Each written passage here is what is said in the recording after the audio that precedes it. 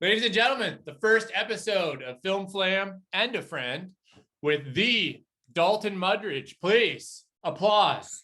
Hello, everybody. Hello. Thank you. I am your host, DJD Richard. We're excited to do this. We've been talking about doing this for a while. Absolutely. And this is the movie that brought us out, The Batman. All right, now, you know what? Before I get into anything, I'm just going to start. There's going to be spoilers in this. This is not spoiler free, so we can get into all the shit.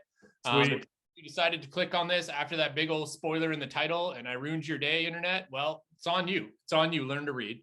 So let's just start off right off the hop. Is this the best Batman movie? I loved this movie. Okay. I can say that. I loved this movie. I think it is the second best Batman movie. Oh, interesting. So you're not on board with the horse moving in one direction that is the current internet feels. Not currently. Now I've seen it 3 times so far. Okay. And I like it. I love it even more every time I watch it. So I'm just gonna say my favorite is The Dark Knight. I'm on that train. I think I always will. But I've also had 14 years of being able to watch The Dark Knight. Yeah. Over and over again. Maybe in 14 years, if you ask me this, the Batman will be, because it's pretty damn close so far, like right now as is.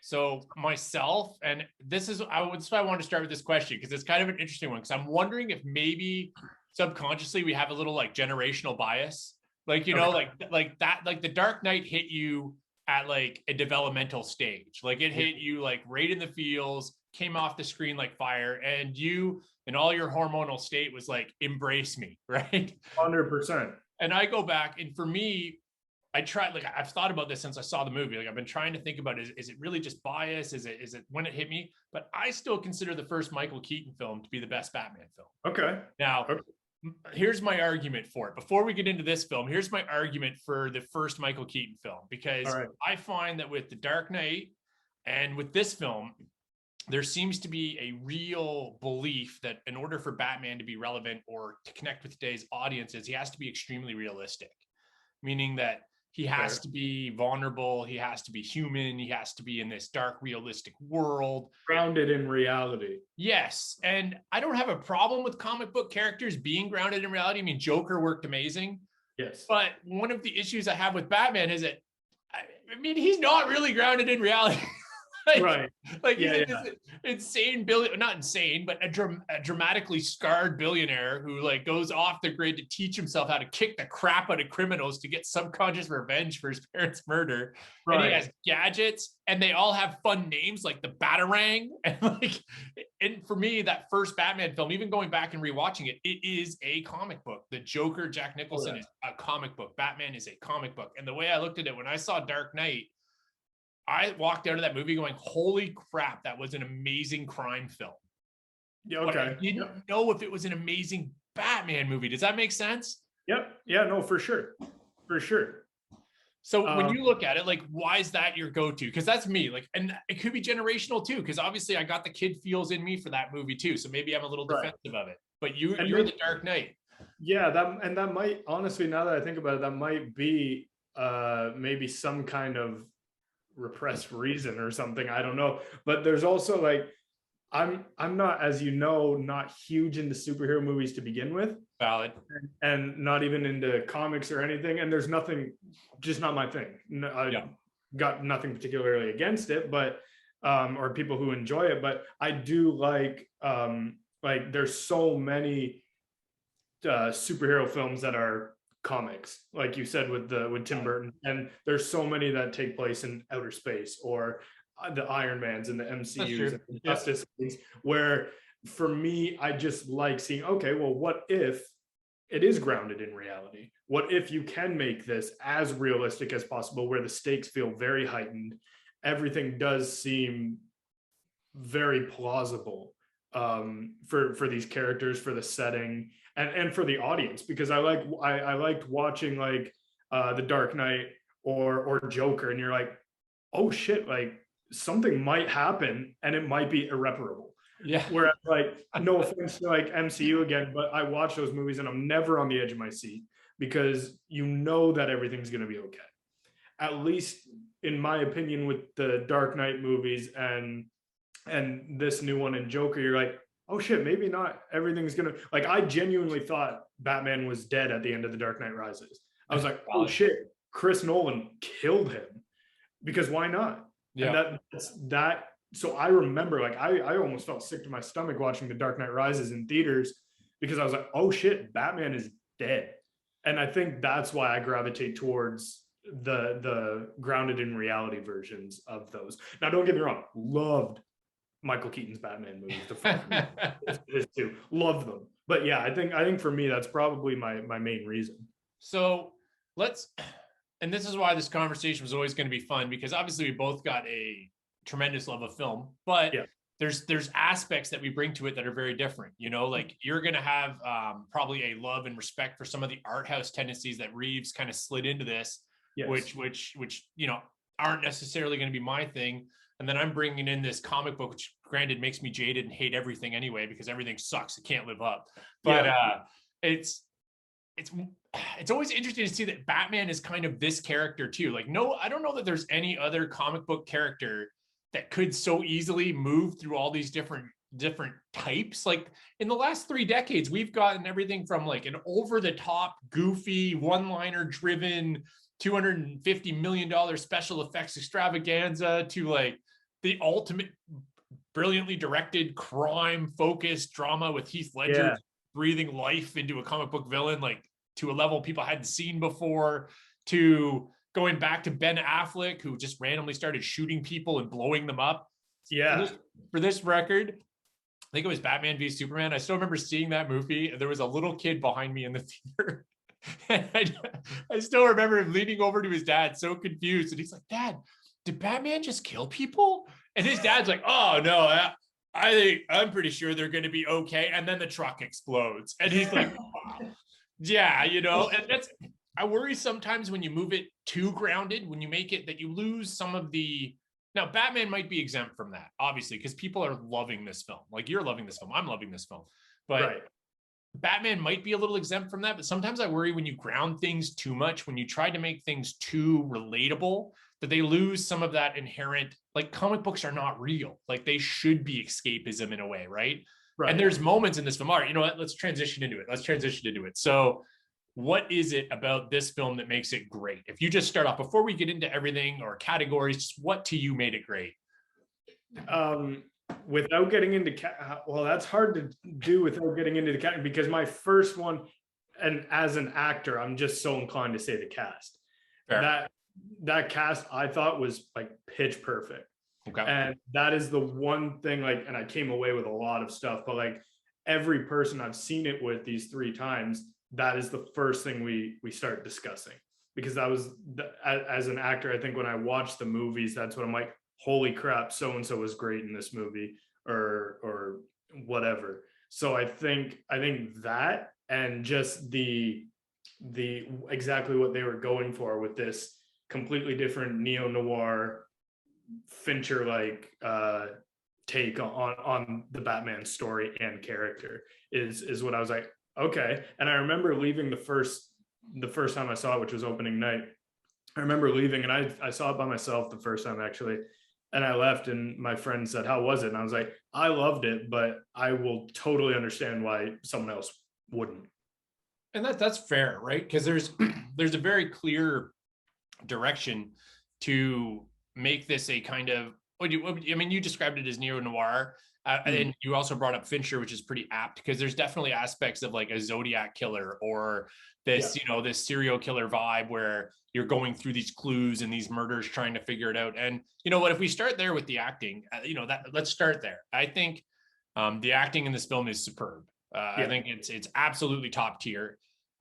The one issue I have, and I think it's probably fair, is that, and this is supposed to be a semi-origin story, you know, they're calling it Batman Year 2, where he's only been at this for a little while.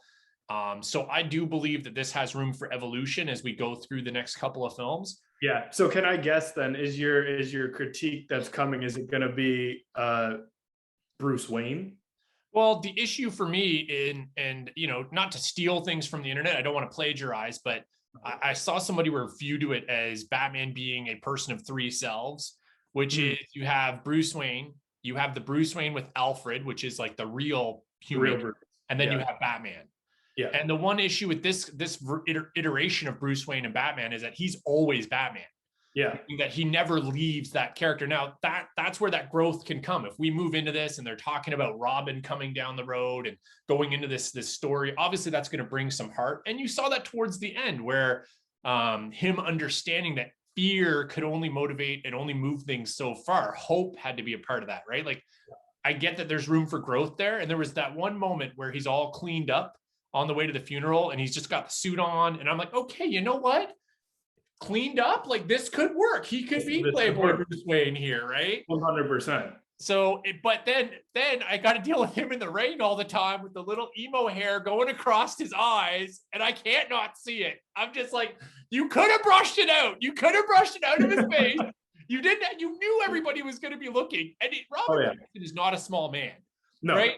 So there's scenes where he's literally like crouching down to talk to somebody, and he's got the curl on his face, and I'm just like, oh. Come on, somebody just roll in, tell him just to straighten up a little bit and just brush that one. And I know it's dumb. But this is supposed to be like essentially one of the most incredible human beings, you know, if we are talking about him in the real world, one of the most incredible human beings that has and will exist as far as what he chooses to do and what he's just capable of. Mm-hmm. And some of those scenes were a little jarring for me, not because I hate Robert Pattinson, because I think he did exactly what he was asked to do. And I think he did it exceptionally well.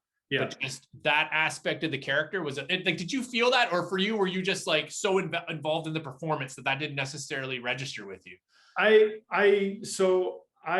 never like reading reviews or watching them before the movie came out, but a couple of the YouTubers that I follow had already gotten like a sneak peek.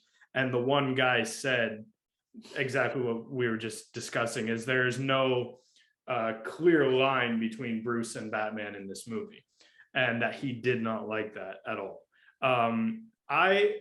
It didn't bother me. But again, I could see why someone would have an issue with it. It didn't bother me because I had watched an interview with Robert Pattinson, and maybe he had and I'm just gonna preface this to the audience. Robert Pattinson is one of my favorite actors of all time. You would never be biased. Never. You wouldn't let it affect you. Never. Integrity. Yeah, for sure. But I did completely see why people would have an issue with it. But in this interview that I had seen him in, he kind of addressed that and said, like, this is like, he hasn't found his footing yet as the Playboy, like the persona Bruce Wayne. And what I took from the interview is he was kind of alluding like that's coming. Like he's still wallowing as Bruce is the way Bruce is with Alfred. And what I took from that interview is that is coming. He just has to figure out how to put on that mask, if you will. Yeah, and it is, right? It is. And I think you feel that the film is going that way. And let's talk a little bit, because we can transition into some of the other characters here. Because one, I think Zoe Kravitz, right, is phenomenal as Catwoman. Fantastic. She might be my favorite part of the film. Like, it's weird to say anybody outshining, you know, your Bruce Wayne Batman, but I don't think he needs to be anything besides Batman. She needed to be something that was, what's the word I'm looking for? She needed to be something that was just captivating, right? And she's this heart in the film. Yeah, from like the first frame, like as soon as she enters, it just elevates. And I had seen her in a couple other things, and they were just like whatever. And so when I found out that she was cast, I was like, okay, like I love that's exactly where I was. Yeah, like I didn't think she was a bad actress, but I had never seen her in anything where she was able to shine the way she did in this movie. And then I think like as soon as the first teaser trailer came out, I was like, okay, she's gonna crush it.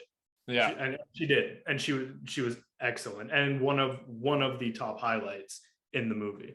And I think, I mean, it's everywhere, so it's not like we'll be talking about something that hasn't been mentioned, but you have to give love to what Colin Farrell did here too. Like that complete dissension into that character is like, it's a weird comparison, but just makeup wise and prosthetic wise.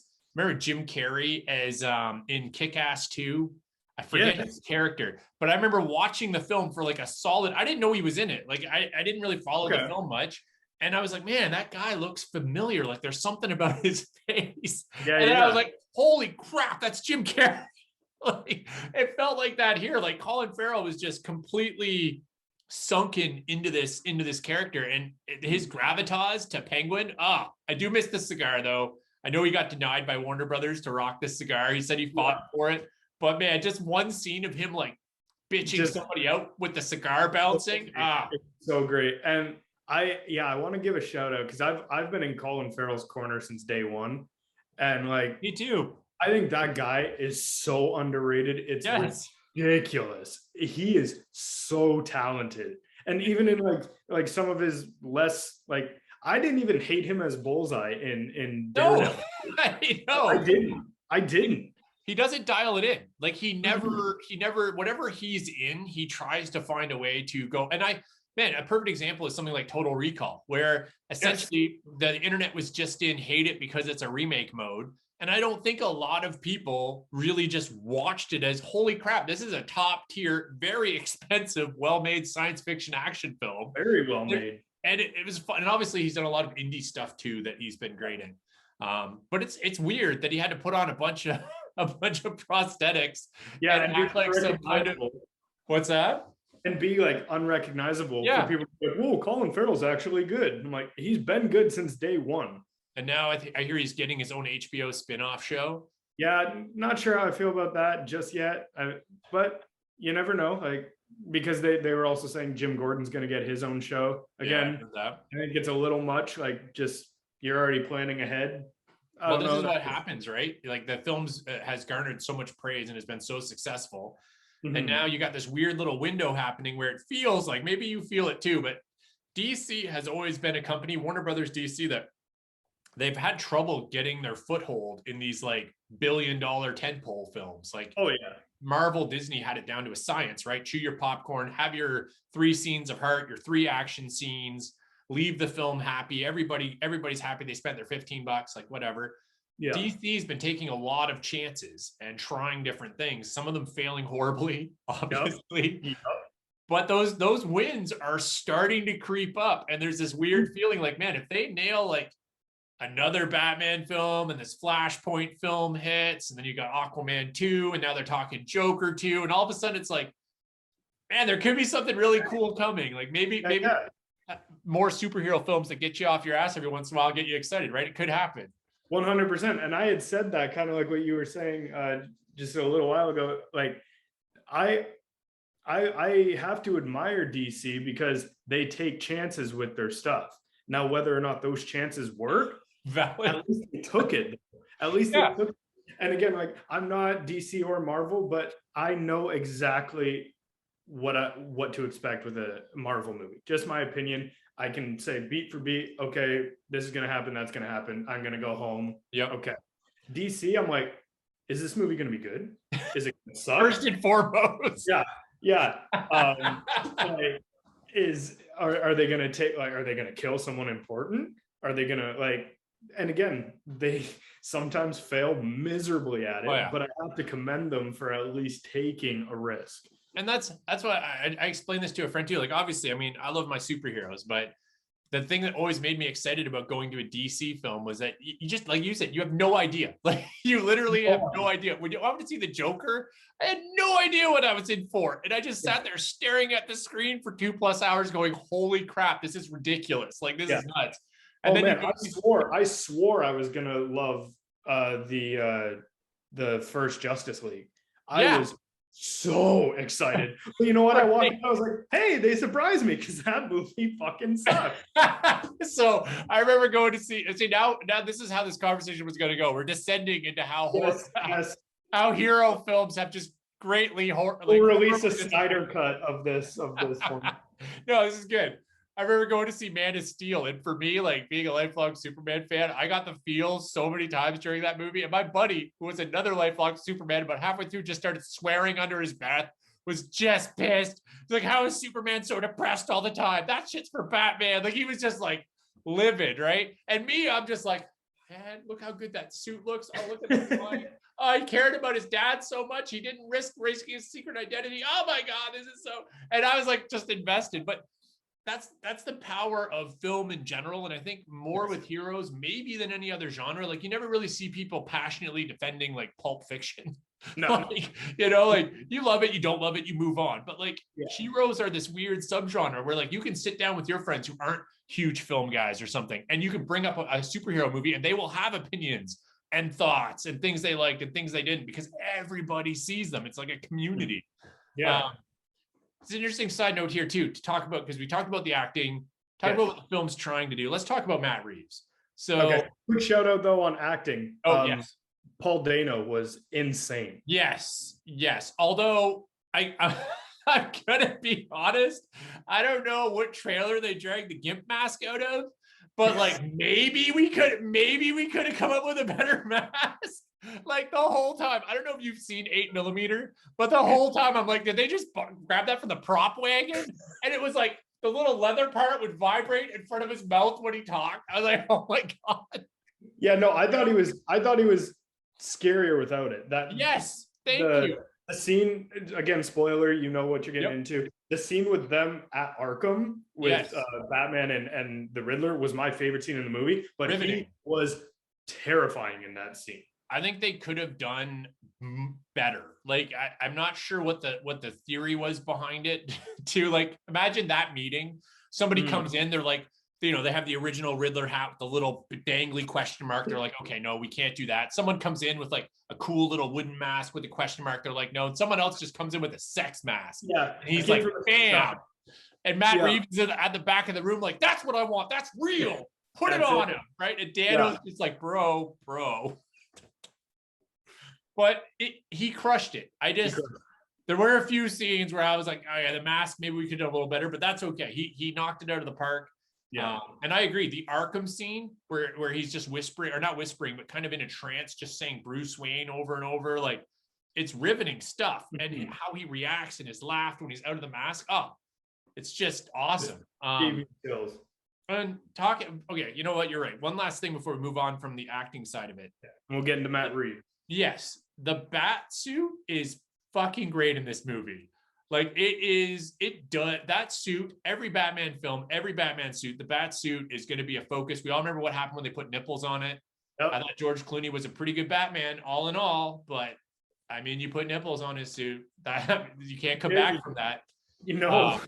But this suit, man, like especially how I know his people at home, if you don't get this, fine, all right, whatever. The way it fits his cheeks are just so good.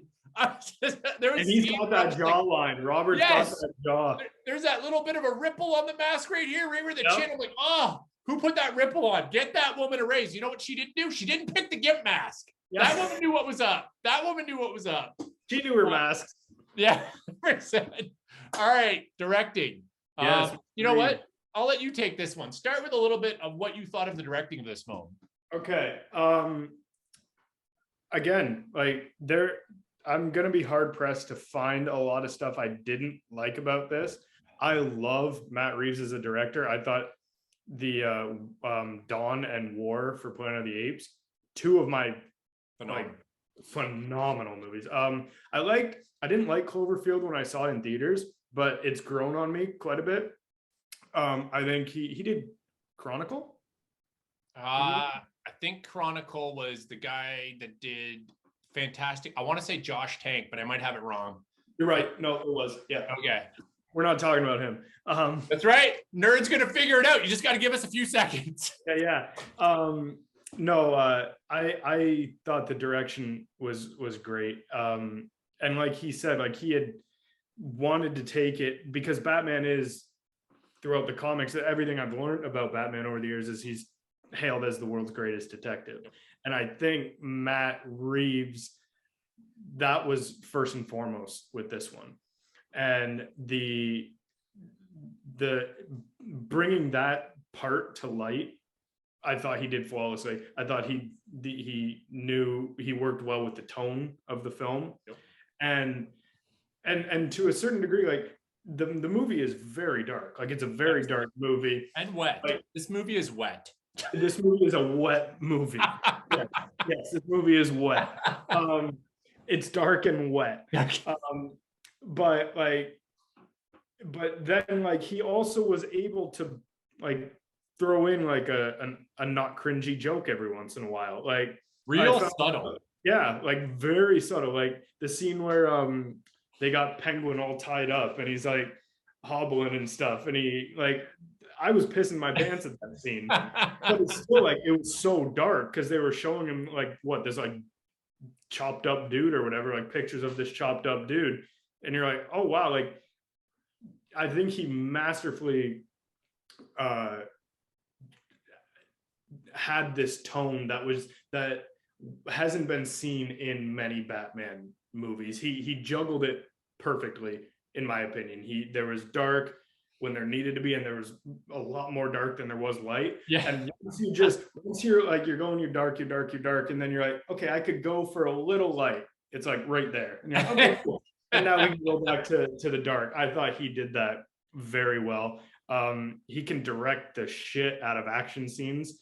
That car chase scene was incredible. Front to back from the whirling mortar, when you're just like, wait a minute, yeah, you're just like, oh, and the light comes on. Yeah. And which, quick shout out, the Batmobile I loved the Batmobile. The Batmobile is, I'll be honest, I liked it more than I thought I was going to. Originally, when I was like muscle car, yeah. But I mean, again, I wasn't a huge fan of the Batmobile in The Dark Knight, where it was kind of like a tank thing. That's fair. Like, but again, that's just me. Like, I've had to accept over the years that there's going to be things that I'm like, damn it, make it more comic booky, and the world's like, we're the ones spending the money, and we want a tank. Yeah, right? Like, you save your own money, and you can make your own Batmobile. Exactly. Yeah. The one thing, okay, so I agree with everything you said there. I think Batman he is the world's greatest detective, and people have forgotten that. Or in Dark Knight, they just kind of glazed over by giving him that one device that could just ping every cell phone ever. Right. But this one, he does. He gets his hands dirty. He's in there. I mean, hell, he rips a rug up. He's in it. Yeah. And I agree. So this is where I'm going to differ. I'm going to first talk about what I really liked that he did, something that hasn't been done in a Batman film ever that I can imagine. And I'm going to talk about one thing that Matt Reeves, I think, screwed up in this that I think he needs to fix in the second one. Okay. So the biggest thing for me that a lot of people forget about Batman is he's not only this brilliant, incredibly strong, unwavering force for good, he's also got a huge heart. And there's moments in the history of Batman where he has done things for people, or like stayed with somebody while they were dying, or you see how much like he's not able to save a child and he gets affected. And in this film, you probably felt it too. There's the moment when he gets back into what's happening at the end after he's been hurt pretty badly, and he starts rescuing those people. Yes. And all of a sudden, the tone of what Batman is and how he's approaching people around him changes. Yes. And he's leading people out from danger. There's the woman on the gurney that he's holding onto her hand, and he doesn't let it go. He like carries her out, and then yes.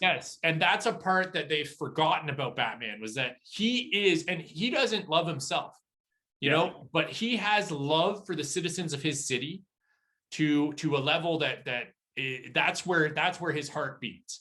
And they haven't really touched on that, because it's hard to balance the ferocity of the beast that is Batman against a guy that'll help your grandmother across the street. But he would.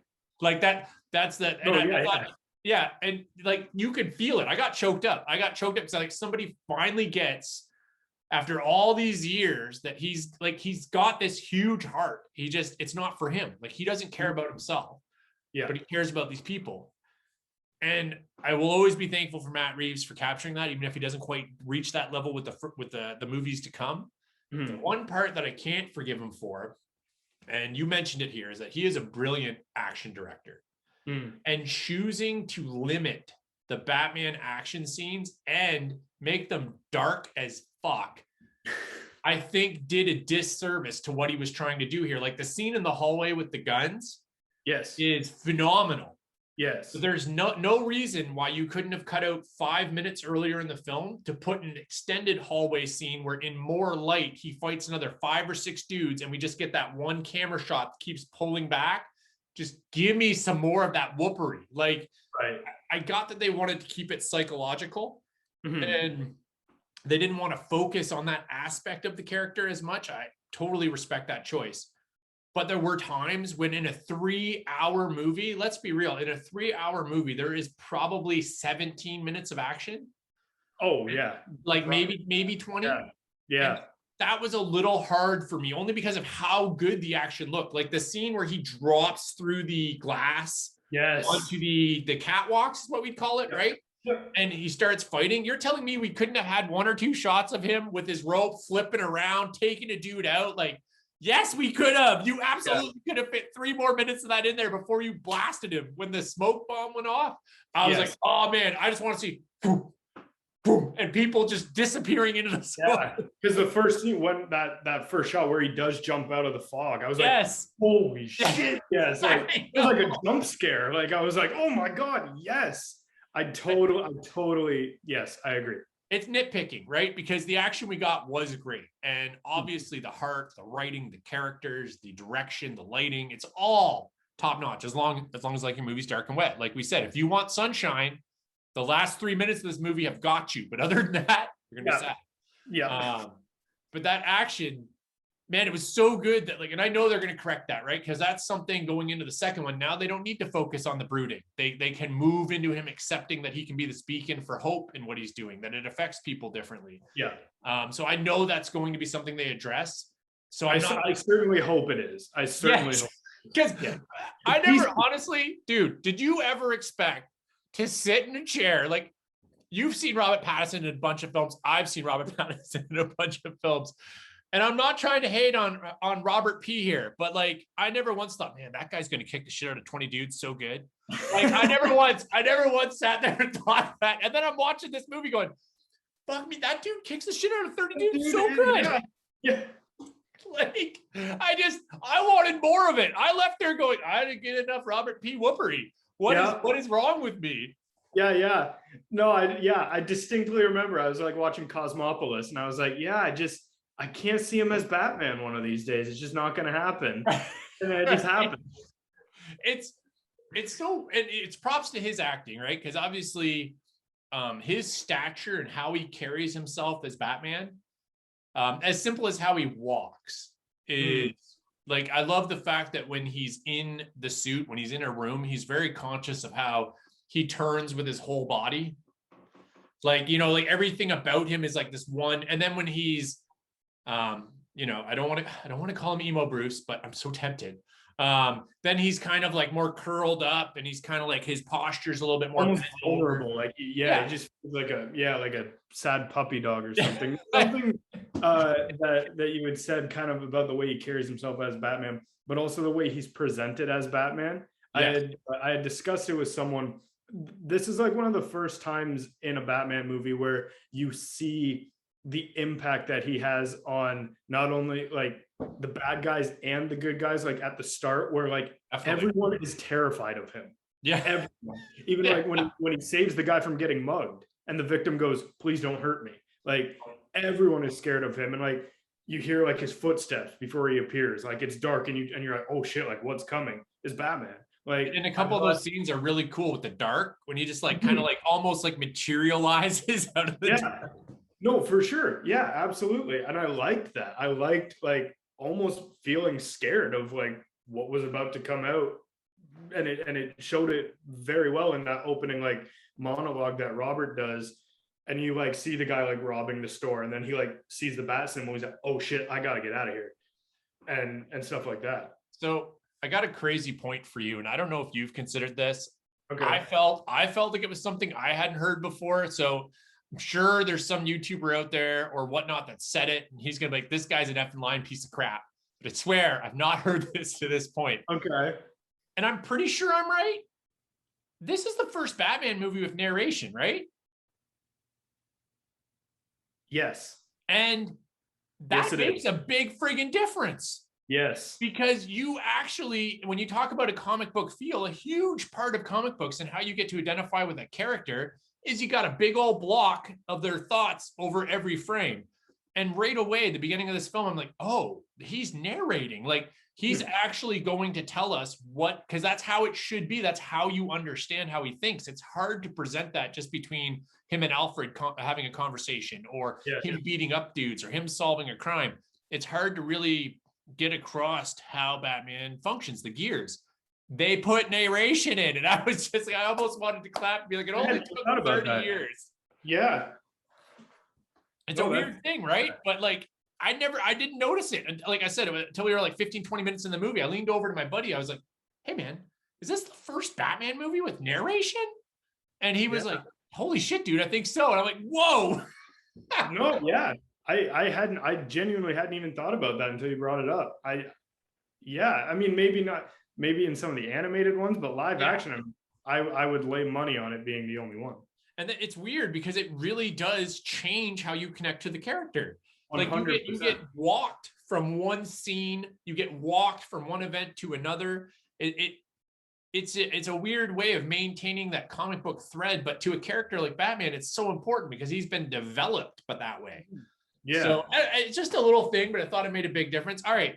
So if you were rating this film out of 10, what do you think it is? Because I'm assuming if you're saying Dark Knight, like is Dark Knight to you a 10? Yeah. Now the thing is like I rate on a 5-star thing. Oh, okay. And when I first saw it, I gave it a 5. Okay. I did give it a 5. And I think as of right now, I still hold it to that as a 5. My thing is, and I don't think it really hinders the film, but like, I think The Dark Knight has more rewatchability than this one for me. I think that's fair. I don't know why. Maybe it's I don't even know if it's the runtime, because the runtime did not deter me at all. And it's not that much different. Dark Knight Rises is a long movie. Dark Knight Rises is a very long movie. Dark Knight is a long movie. Even the Dark Knight. Yeah, the Dark Knight is a long movie. So I don't know what it is, and I'm sure I'll find it out. I think I'm seeing it again tomorrow. I'm taking Caden to go see it. Oh, nice. I genuinely don't think he's going to like it, but he really wants to see it. And maybe I'll find that answer, but as of right now, I still have it at like 5 out of 5. Okay. So you have certain issues with it, little nitpicks. And I think for me, that's why I gave it a 5 out of 5, because there's nothing inherently wrong with it, in my opinion, that I hated so much that I could dock something. When I watch it, there's nothing I want to change necessarily. Yeah, fair. I think, so when you talk about Dark Knight being perhaps more rewatchable, yes. I think, like you said at the beginning, time will probably play a role in that. But I also think it's fair. And what I think it is that this film is strategically, methodically paced. Yes. Meaning that in order to move through this film, you have to buckle in and move through 3 hours of the movie. Whereas Dark Knight and Rises, if you want to talk prior films, they have specific action points, denouements, like they have stuff that moves you through the film, even though it is methodical as well, and they do take time to set things up. You also have these absolutely explosions of carnage and things during it. Yeah, and that's something that's something this film doesn't have. Like this is more of like, well, I mentioned like the art house. Puzzle together. What's that? It's like putting a puzzle together. Yes. This movie. And right. Okay, it's going. Now we got to figure it out. And then when you figure it out, you still have like a half hour left of the movie with that final action scene and so on. And that, it's an interesting question, because when you talk films, what should carry more weight? Because this is an old debate, right? Should it be the quality of the film or how much you enjoy the film? Because they're not always the same thing, right? No, like, not at all. And a perfect example for me would be Blade Runner 2049. Where that to me is like pure art. Like that's something that I just absorb in my senses, that I absolutely love. But I also maybe watch it once a year, if that, because it's like, it's such an investment as far as how the film is structured and whatnot, where there's other films I wouldn't consider anywhere near as good. And yet that film's going to pop up in my brain and get played way more. 100%. I was talking about that with someone a couple of days ago. I could watch, say, like, Napoleon Dynamite. I could watch that more than one time in a day. I'm sure you have recently. Yes, and I'm sure I have. The Batman, I couldn't necessarily see myself doing that with this movie. And that's not to say there's a lot of movies that I love that I wouldn't want to watch many times, like something like Requiem for a Dream or something. Yeah, no, valid. Exceptional film, but I maybe watch it once a year. Yeah. If you watch it twice in one day, you're probably not leaving your apartment again. No, if you do, something's wrong. So, all right. If I was rating the Batman, I gave honestly, if I say this, if there was some hardcore Batman fan watching this, he's probably going to write me off initially and just burn this film. But I like Dark Knight Rises more than Dark Knight. I have my own reasons for it. I do. And I gave, but however, like as far as a rating, I gave Dark Knight, the first time I watched it, I gave it a 9.75. Okay. Almost perfect. My point was that you didn't need the last 20 minutes with Two-Face. It obviously peaked with Joker. And the whole thing with the cell phones was just so, pardon the pun, but batshit crazy that I just couldn't get past it, but almost perfect. And I would say this film is probably going to end up right around a 9 for me. Maybe a little lower because I'm going to be doing my review after and kind of thinking about how I feel about it. Okay.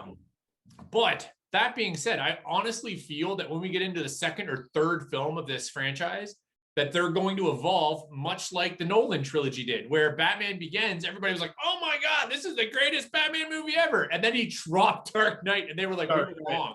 We were wrong. There was another film coming. And see, that was me with the new Planet of the Apes trilogy. Yeah. I saw Rise of the Planet of the Apes. I was like, that is the best Planet of the Apes movie I've ever seen. And then fucking Dawn came out of nowhere. And I was like, holy shit. And then War came out. And I was like, oh my God. Yep. And that's the thing, right? Like sometimes it's hard to, I mean, that's a beautiful thing about film. And that's why some of these filmmakers are just such absolute wonders. It's like you do something amazing and then you have the absolute cojones to gather a bunch of people in a room and go, okay, we got to do better. There's no way around it. Yeah. That one lady's in the back, like, how do you feel about a gimp mask? How do we top a gimp mask? How do you top a gimp? That's a good question. Okay. That is the question. Couple of last things. Was that the Joker in Arkham? I'm going to say this might get me kind of torn up. My grandma wasn't really, I hope not. That's exactly where I'm at. Yeah. So I'm okay with it. I love Barry Keoghan is his name? Yep. Something like that. Great. Killing of a Sacred Deer. Holy shit, what a performance. I do not want another Joker for years to come. I think, you have to let it breathe.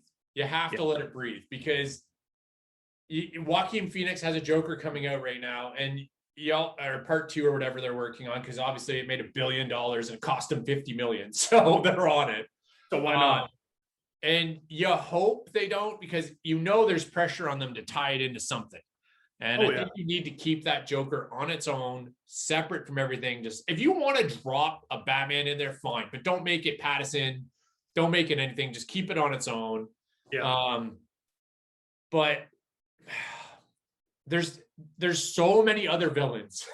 Like so many. I get it. If you're DC and you're Warner Brothers, you just had a Joker movie make $1 billion. But don't forget, you also had a Joker destroy a movie. Like. And I love Jared Leto. Jared Leto too. And I love David Ayers. David Ayers is a great director, but what the fuck were you thinking? Oh my God, get the chick with the gimp mask. I would take her over. Then we're going to tattoo him right here. And it's going to be because of Batman beating him. The hell are you doing? The Joker doesn't need to accessorize. All the rings and everything. Oh. And they didn't even do him that many more favors with Snyder's Justice League, I thought. They at least gave him a moment, Gave him a moment, but I was like, I'll be honest. I think like if you look at the history of who's played the Joker, and right now you have Joaquin Phoenix, you have Heath Ledger, you have Jack Nicholson, and you have Jared Leto would be the film iterations, right? I don't think I missed anybody. Somebody's probably like, don't forget Adam West. What's that? Cesar Romero. Oh, okay. Yes. So we're talking Gotham, right? No. The Adam West 60s film. Oh, you are talking Adam West. Okay. I just said Adam West. And they're like, oh my God. Okay. Full confession. I didn't make it through Gotham. So there you go, internet. My grandma is out in her living room watching it right now. I couldn't do it. Favorite show of all time. I couldn't do it. I tried. You know, I can't connect with everything. I love the new Lois and Superman, but I can't connect with everything. But if you look at those iterations, what made Heath Ledger so good was it was polar opposite from Jack Nicholson. Now, you could also argue what made Jared Leto so bad was it was the polar opposite from Heath Ledger. So, like, there's got to be a middle ground in there where you can have a Joker that can be amazing, that can give his own life to it, but you can't do it for a while. But Joaquin's was polar opposite of Heath Ledger's. Yes. And you talk about grounded. I mean, it's literally a movie about mental health, right? I mean, the one line about how the worst part of having a mental illness is how everybody expects you to act like you don't. Like, there's some truly great lines in that movie. But does that character can't exist in a comic book movie? No. Like, it can't, right? I mean, you could shove it in there because you want to make $1 billion, but it's not going to work. He's too realistic. He's too human. You need this maniacal, over-the-top psychopath that has a friggin' rocket launcher punching glove and a gun. Like, that's what you need. That's not Joaquin Phoenix. Yeah, that's very true. All right, so last question, man. By the way, you enjoyed this? 100%. We should do these sometimes, man. When you see a film that like rocks you, you can hit me up. Dude, it didn't rock me, but I wish I had done the fucking Texas Chainsaw Massacre with you. Oh God, I hated that movie. Oh, was it so bad or what? It was so bad. I hated it. Did you see my review for it, man? I watched it right before this. Oh, dude, I was like, I couldn't get past. Okay, we're off track here for 30 seconds. I don't care. It's Film Flam. We do what we want. But there we go. When that whole bus scene, I was just like, okay, you just slaughtered like 13 people on live stream. Somebody has to call the authorities. Where are the cops? I know. And we talk about, this is a good time. This is how I describe it. It's a perfect example of what Matt Reeves did with the Batman. He built a box and he kept all his elements within his box. Yes. So nothing felt out of place. And I always used to go back to, you can have a dumb movie, or you can have a smart movie. You can't combine the two.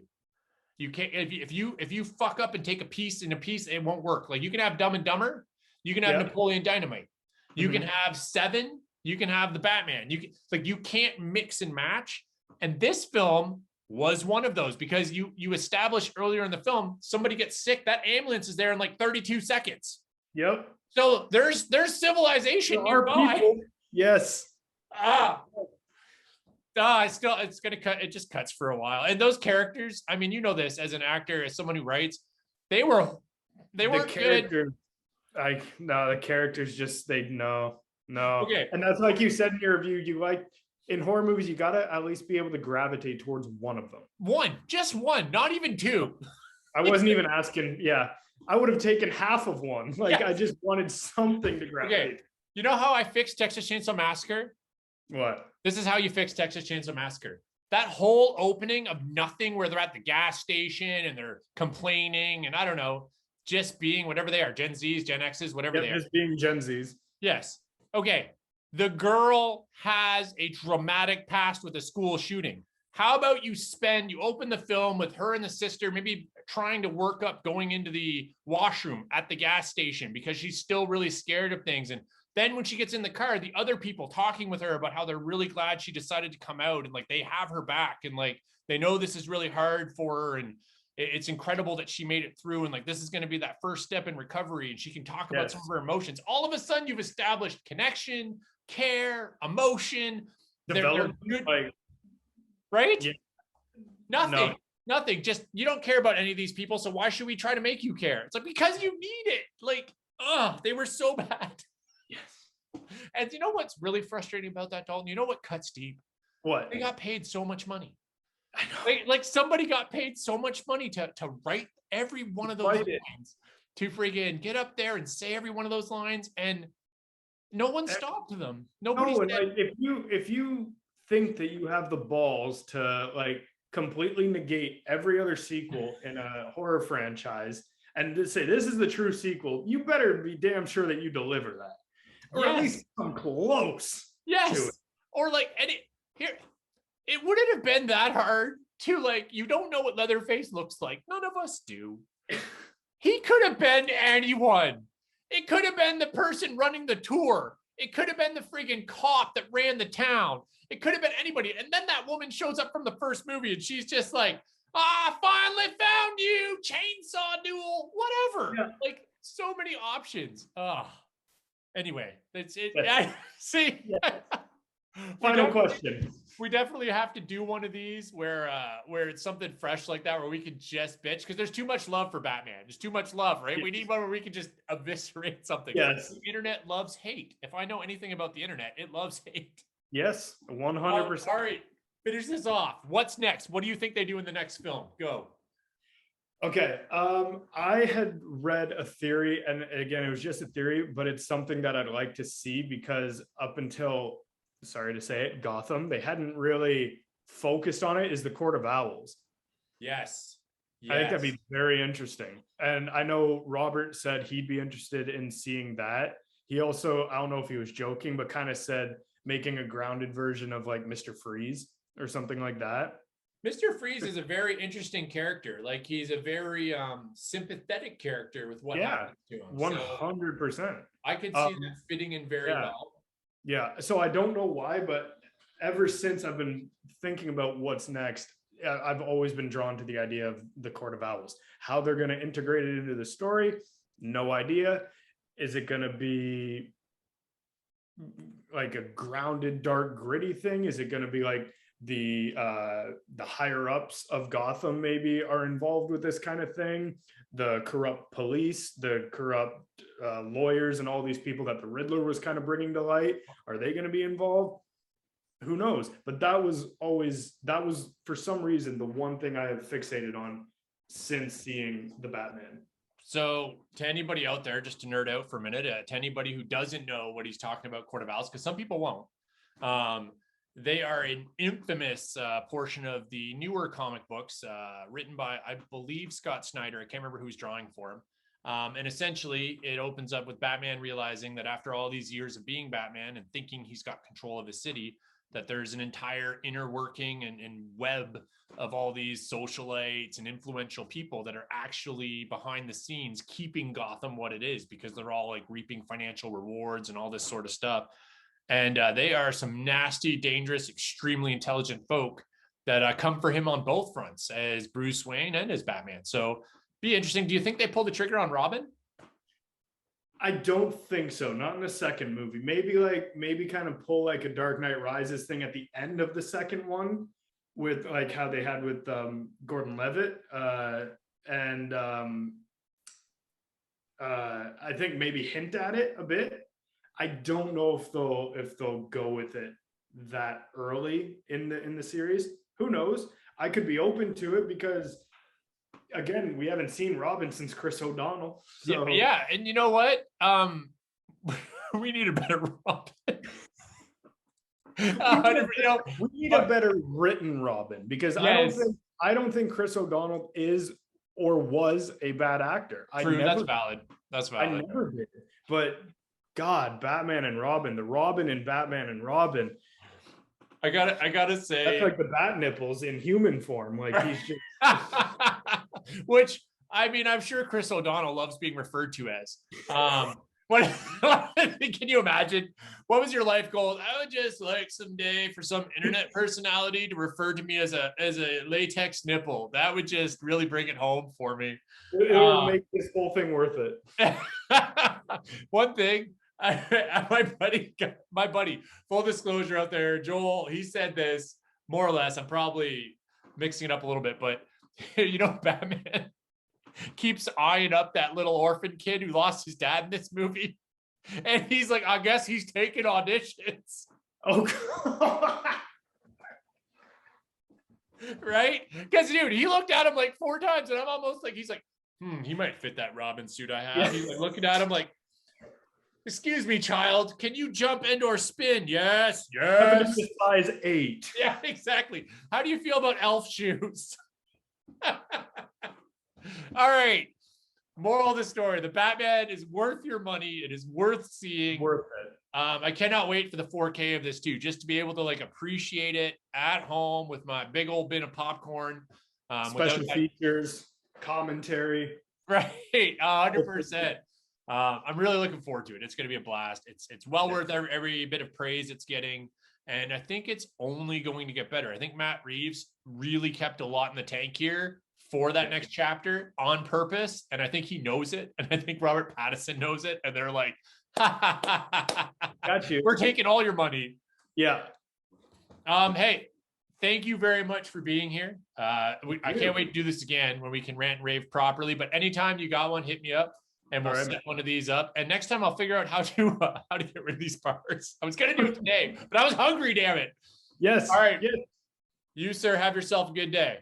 And to everyone watching, thank you. Like, subscribe, and continue to enjoy the craziness.